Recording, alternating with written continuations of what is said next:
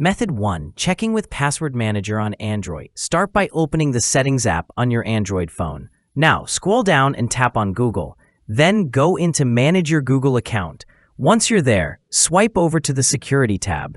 Scroll down until you see Password Manager and tap on it.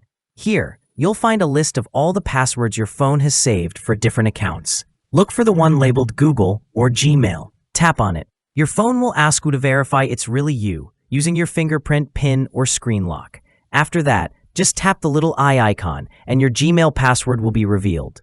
Method 2. Using Chrome's built-in password manager.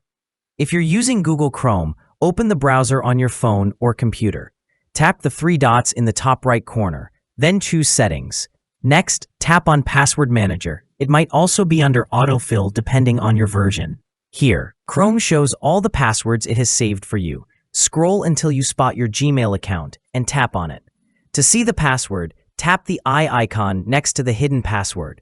You'll be asked to enter your device password or use a fingerprint for confirmation.